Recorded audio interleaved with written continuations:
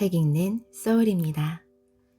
니체는 새해에 지키지 못할 계획들이 아니라 먼저 스스로에게 질문을 하라고 조언하고 있습니다.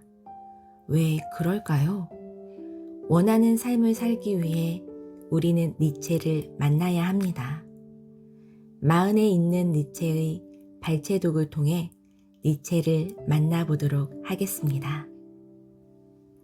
1. 오히려 우리는 권태가 필요하다. 니힐리즘이란 무엇을 의미하는가? 왜 삶이 별 가치가 없다고 느끼는가? 니힐리즘은 삶은 무의미하다는 허무주의를 이르는 말이다.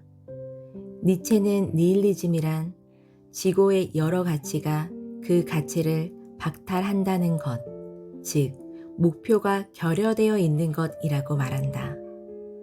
신의 죽음으로 인간은 자신을 구속했던 신의 굴레에서 벗어나게 되었다.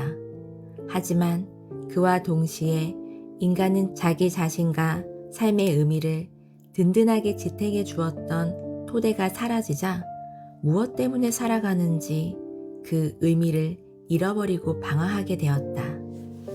삶에서 가장 중요한 것은 무엇일까? 삶의 목표일 것이다.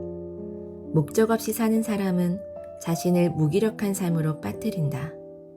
그러다 보니 일시적 쾌락을 추구하며 그런 감정의 노예로 전락한다.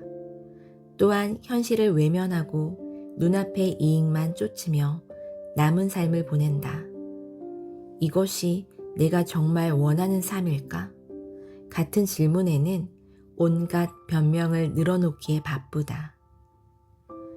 그렇다면 과연 판에 박힌 낡은 일상을 어떻게 벗어던져야 할까? 먼저 스스로 허무주의에 빠졌다는 사실을 의식해야 한다. 어느 날 문득 무기력한 자신을 발견했다면 왜? 하는 의문을 제기하며 스스로 의식해야 한다. 반복되는 삶이 주는 허무주의는 결국 의식의 변화를 일으킨다. 매너리즘에 빠져 매일매일 권태로운 삶을 살아가는 자기 자신에게서 벗어나야겠다는 결단을 내려야 한다. 인생의 전환점에서 더 이상 앞으로 나아가지 못할 때 갑자기 들이닥치는 감정이 권태이다. 하지만 니체는 오히려 일의 성공을 위해 권태가 필요하다고 말한다. 권태기는 위기가 아니라 전환기이다. 자기 삶의 진정한 목표를 향해 나아갈 동력을 얻는 때이다. 2. 내가 원하는 나로 살아라. 니체는 차라투스트라는 이렇게 말했다에서 우리에게 반쯤 쓰인 새로운 서판을 완성할 의무를 부과한다. 그는 2개의 서판을 주변에 둔 채 자신의 때를 기다린다.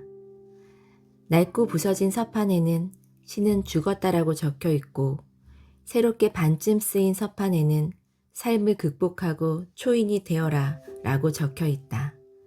우리가 과거와 결별하고 내가 원하는 나로 살기 위해서는 낡은 서판을 파괴하고 새로운 서판을 완성해야 한다.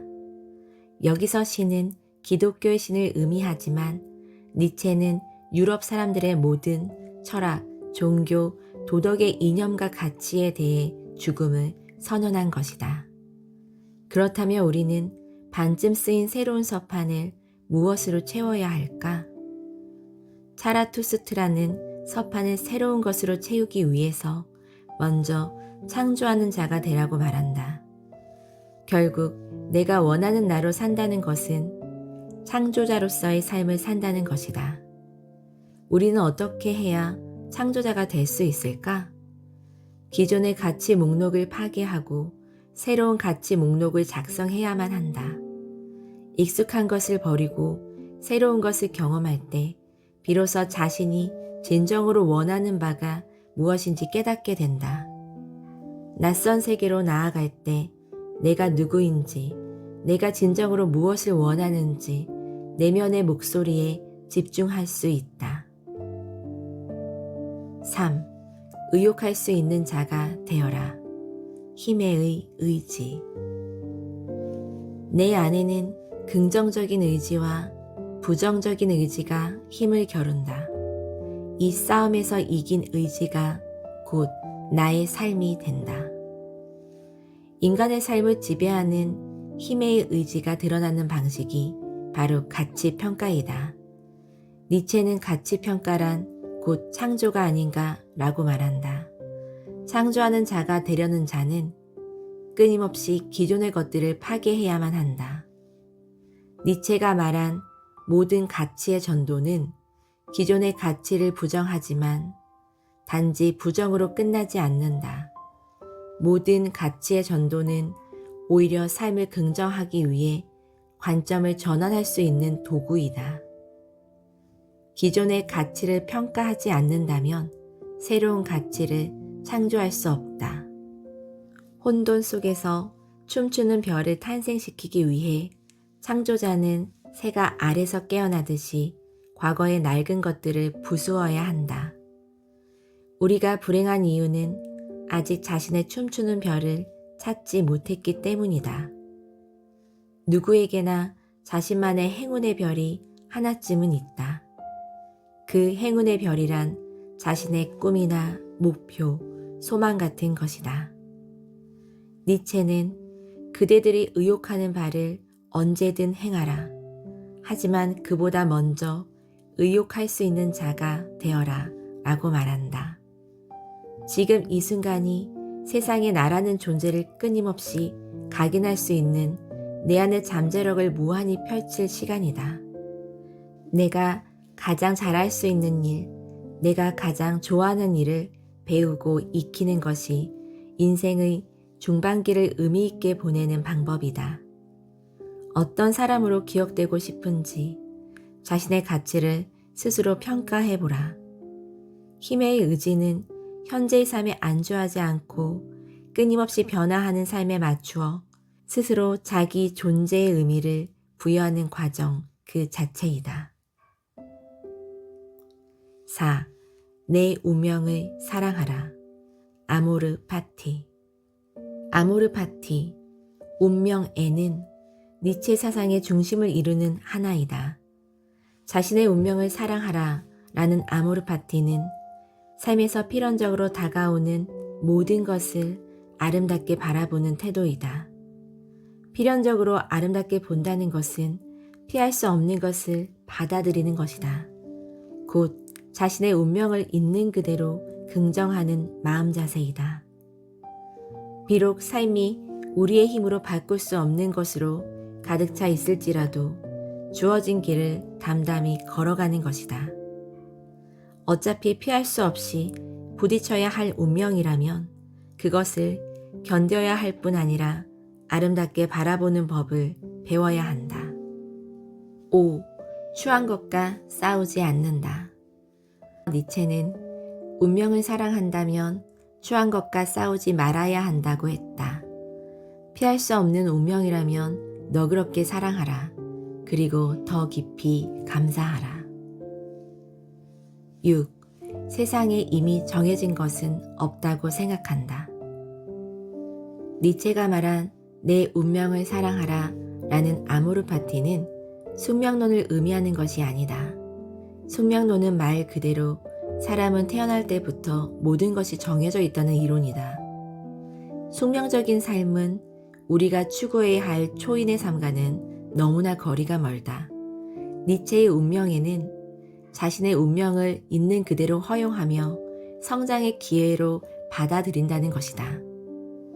니체는 활동적이고 성공지향적인 사람들은 너 자신을 알라라는 격언에 따라 행동하지 않는다고 말한다. 대신 자신을 원하라. 그러면 너 자신이 될 것이다. 라는 명언에 따라 행동한다고 한다. 세상에 이미 결정된 것은 없듯이 이미 정해진 나의 모습도 없다. 자신이 원하는 대로 나의 모습이 변해갈 뿐이다. 운명의 여신은 항상 자신의 바람직한 모습을 적극적으로 꿈꾸는 사람에게 더 많은 선택권을 선사한다. 니체는 즐거운 학문에서 말했다. 나는 사물에 있어 필연적인 것을 아름다운 것으로 보는 법을 더 배우고자 한다. 그렇게 하여 사물을 아름답게 만드는 사람 중 하나가 될 것이다. 내 운명을 사랑하라. 이것이 지금부터 나의 사랑이 될 것이다. 나는 추한 것과 전쟁을 벌이지 않으련다. 나는 비판하지 않으련다. 나는 비난하는 자도 비난하지 않으련다. 눈길을 돌리는 것이 나의 유일한 부정이 될 것이다. 무엇보다 나는 긍정하는 자가 될 것이다. 7.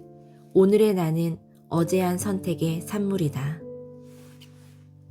우리는 삶이 아무리 고달프고 괴로울지라도 자신의 운명을 긍정하고 받아들여야 한다. 그렇다면 어떻게 고통스러운 내 운명을 사랑할 수 있을까? 바로 열정을 갖는 것이다.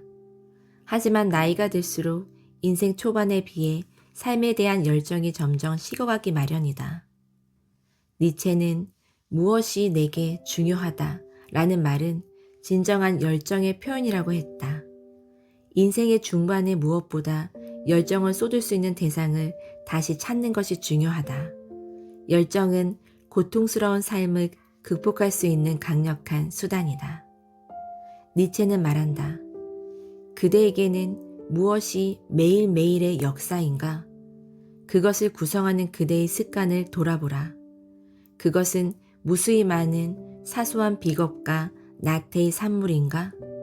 아니면 용기와 창조적 이성의 산물인가? 이러한 니체의 질문에 우리는 이제 결단을 내려야 할 순간이 있다. 삶을 향한 사랑과 열정을 선택할 것이냐? 아니면 삶에 대한 두려움과 불안을 선택할 것이냐? 양자택일의 상황에 놓여 있다. 8. 정신이 발전하는 3번의 변화. 첫 번째는 낙타 정신의 단계이다.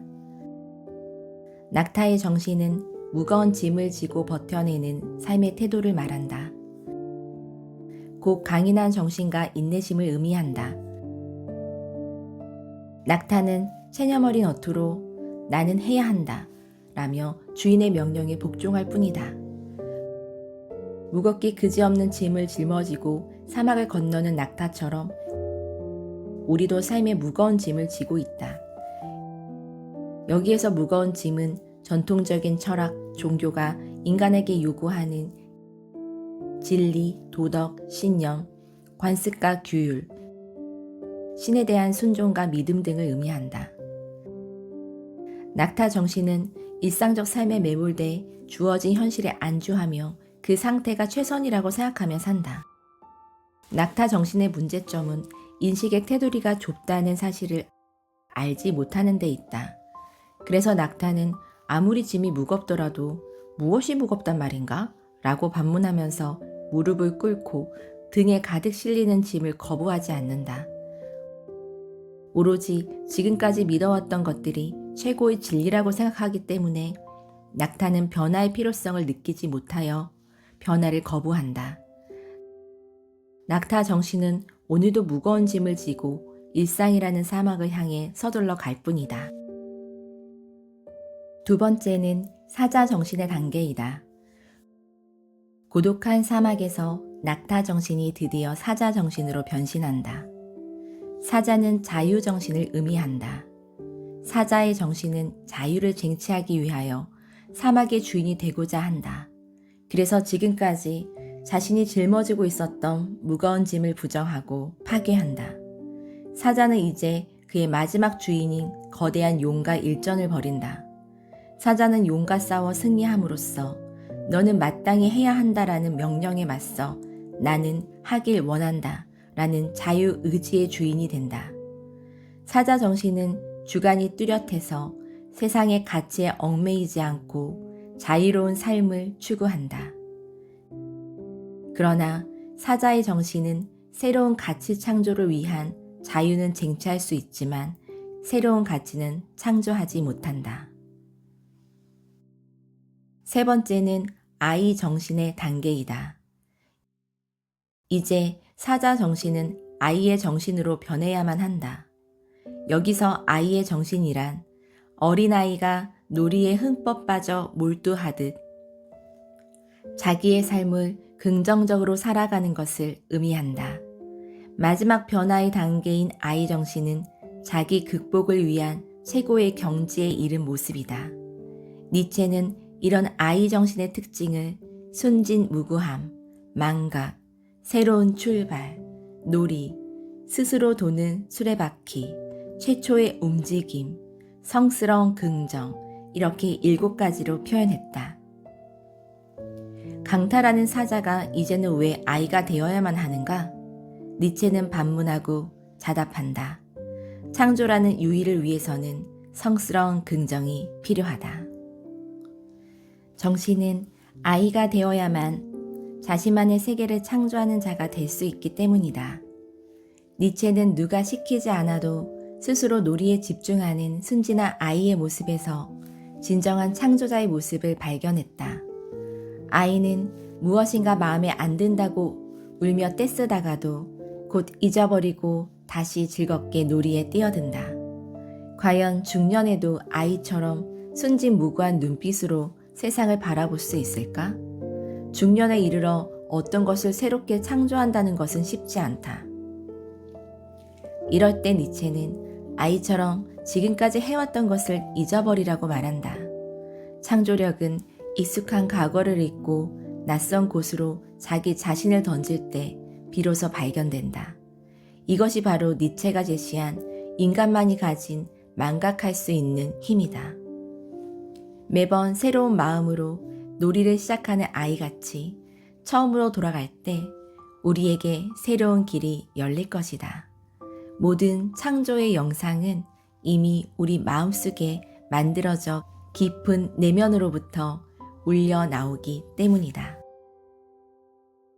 우리는 스스로 낙타 정신을, 사자 정신을, 아이 정신을 각각 선택할 수 있다. 또한 매일 낙타 정신, 사자 정신, 아이 정신으로 조금씩 성장할 수도 있다. 이렇게 초인에 이르는 성장의 길을 걷다 보면 언젠가는 자신도 모르는 사이에 진정한 자기 모습에 도달할 수 있다. 9. 어떻게 사람은 자기 모습대로 사는가? 가던 길을 멈추고 자신이 걸어온 길을 되돌아보자. 우리는 가끔 옆길로 샌다든지 망설인다든지 아니면 완전히 잘못된 길로 접어든 적이 있었다. 하지만 니체는 오히려 자신의 목표와는 전혀 상관없는 곳에 시간과 노력을 허비했을지라도 거기에서 자신의 최고로 현명한 모습을 발견할 수 있다고 한다. 이런 관점에서 삶을 바라본다면 그동안의 실수조차 나름대로 의미와 가치가 생긴다. 이제 온전한 자신의 모습이 되기 위해서 내 안에 잠들어 있는 거인을 깨울 시간이다. 10. 정신이 나인가, 신체가 나인가? 니체는 육체를 경멸하고 정신을 더 중요하게 생각하는 플라톤주의자나 기독교인 같은 이원론자를 비판한다. 우리 안에는 자아를 지배하는 더 위대한 존재가 있다. 그 이름은 자기이며 몸이라는 거대한 이성이다. 니체는 우리의 생각과 감정의 배후에 신체가 있고 그 신체 안에 바로 자기가 살고 있다고 주장한다. 니체의 진정한 나는 신체이고 자기이며 커다란 이성이다. 니체의 자아, 자기의 구분은 후대 스위스의 정신과 의사이자 분석 심리학의 거장 칼 구스타프 융에게 영향을 줬다. 융은 의식의 주체 역할을 하는 자아와 의식과 무의식을 하나로 통합하는 전 인격의 자기라는 개념을 만들었다. 우리는 일반적으로 의식과 무의식의 관계를 쉽게 설명하기 위해 빙산에 빗댄다. 의식은 수면 위로 드러난 빙산의 일각이다. 무의식은 수면 아래의 거대한 빙산 덩어리다. 우리는 눈에 보이는 빙산의 일각에 불과한 의식을 자신의 전부라고 착각한다. 우리가 더욱 건강하고 행복하고 부유하게 살기 위해서는 무의식에서 답을 찾아야 한다. 마음의 눈으로 자신의 내면을 바라본다면 그 안에서 거대한 무의식의 힘을 발견하게 될 것이다. 11. 진정한 자기를 찾는 방법. 그렇다면 우리는 어떻게 자기 자신을 찾을 수 있는가? 인간은 어떻게 자신을 알 수 있는가? 진정한 자아의 근본을 이해해야 한다. 니체는 반시대적 고찰에서 다음 질문에 대한 대상을 떠올려 보라고 한다. 그러면 그 대상들을 통해 진정으로 내가 누구인지 알게 된다고 한다. 너는 이제까지 무엇을 진정으로 사랑했는가? 무엇이 너의 영혼을 끌어당겼는가? 무엇이 너를 지배하는 동시에 행복하게 했는가? 니체가 말한 질문들의 대상을 각각 한 단어로 요약하면 사랑, 열정, 행복이다. 니체의 말처럼 나 스스로가 되기 위해서는 이 세 가지 대상이 무엇인지 알아야 한다. 40여 년을 살아온 많은 이의 인생이 그렇다. 자신이 진정으로 사랑하는 것이 무엇인지, 자신의 영혼을 강력하게 끌어당길 만한 진정으로 하고 싶은 일이 무엇인지 모른다. 그러니 무엇을 해야 행복할 수 있는지조차 모를 수밖에 없다. 성공적인 삶을 꿈꾸는 사람은 자신만의 특별한 청사진을 가져야 한다. 12. 일단 시도하고 질문하라. 자기 자신에게 어떤 질문을 하느냐에 따라 삶의 방향은 달라진다. 어떻게 해야 완전한 나 자신에게 이르는 길에 도달할 수 있을까? 하는 질문을 심사숙고했던 니체는 기존의 철학자들이 사유했던 방법과는 다른 새로운 시도와 질문으로 그 답을 모색했다. 니체는 차라투스트라는 이렇게 말했다 해서 이렇게 말한다. 시도와 물음, 그것이 나의 모든 행로였다. 그리고 참으로 사람들은 이러한 물음에 대답하는 것을 배워야만 한다. 지금껏 인생이 뜻대로 되지 않았다면 이제부터 질문의 대상과 방식을 바꾸어 보아야 한다. 질문의 대상은 타인이 아니라 바로 자기 자신이다. 질문에 대한 답은 다른 곳에 있지 않고 오로지 내 안에 있다. 나를 사랑하려면 자기 자신과 대화의 시간을 가져야 한다. 끊임없이 스스로에게 질문을 하고 답을 구해야 한다. 1000개의 눈으로 세상을 바라보라. 니체는 사태를 바라보는 하나의 눈, 즉 어떤 방향으로든 전혀 치우쳐서는 안 되는 하나의 눈을 가질 것을 요구하는 경우를 경계하라고 한다. 하나의 눈으로만 본다면 사태를 해석하는 힘이 억압되고 결여되기 때문이다. 우리는 1000개의 눈을 가지고 있고 1000개의 귀를 가지고 있다. 편견, 선입견, 고정관념에서 벗어나기 위해서는 한 사태를 좀 더 다양한 눈으로 바라보아야만 한다. 14. 명사형이 아닌 동사형의 삶을 살라. 니체는 도덕의 계보에서 우리는 우리 자신을 잘 알지 못한다 라고 말한다. 우리는 우리 자신에게 이방인이며 자기 자신에게 가장 먼 존재라는 것이다. 왜냐하면 우리는 지금까지 자기 자신을 탐구한 적이 없기 때문이다. 우리는 명사형의 세계에 갇혀 산다. 명사형의 세계는 고정되어 있고 안정적이며 예측과 통제가 가능하다. 명사형의 삶은 성공, 명예, 돈, 사랑, 권력 등 물질적인 것을 소유하는 데 관심이 있는 삶이다. 반면에 동사형의 삶이란 자신이 직접 경험하고 행동을 하는 삶을 말한다. 모든 존재가 생성, 변화, 소멸함으로 고정되어 있지 않다. 니체는 우리 가운데 누가 자신의 경험에 관하여 진지하게 관심을 둔 적이 있느냐고 반문한다. 우리는 돈이나 명예 같은 것들을 한순간의 실수로 잃어버릴 수 있다. 하지만 변화무쌍한 동사형의 세계에서 경험을 통해 쌓은 지혜는 누구도 빼앗아 갈 수 없다. 누구나 자신의 인생에서 늦은 때란 없다. 우리는 새해에 앞으로 펼쳐질 새로운 날들을 위한 꿈을 계획한다. 새로 쓰기를 기다렸던 다이어리의 첫 페이지에 새해 이루고 싶은 결심을 적어 나간다. 이때 적어야 할 것은 삶에 관한 질문이다. 질문이 무엇인지 스스로 알지 못한다면 그에 대한 대답을 얻을 수 없다. 막연히 삶의 의미를 궁금해한다고 해서 삶이 해답을 주지는 않는다. 왜냐하면 삶의 모습은 개인마다 다르게 다가오기 때문이다. 질문은 항상 구체적이고 현실적으로 적어야 한다. 내가 처한 구체적인 상황에 맞게 질문할 때 올바른 방향으로 나아갈 수 있는 해답을 찾게 된다.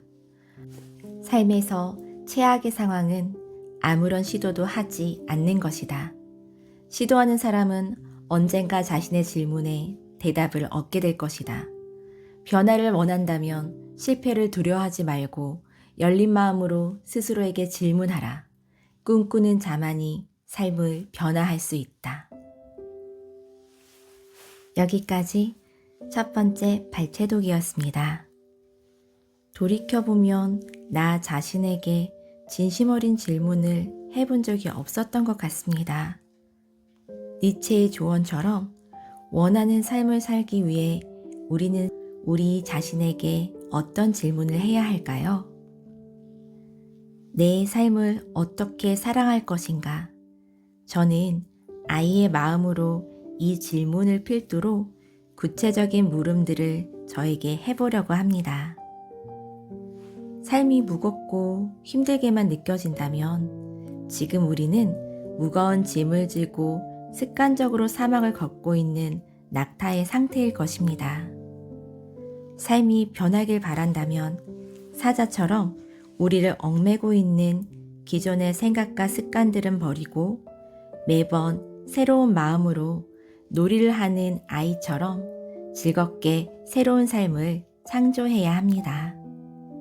김연자님의 아모르 파티 노래처럼 나이는 숫자, 마음이 진짜, 가슴이 뛰는 대로 내 삶을 긍정하며 성장하는 삶을 창조해 나가시길 기원합니다.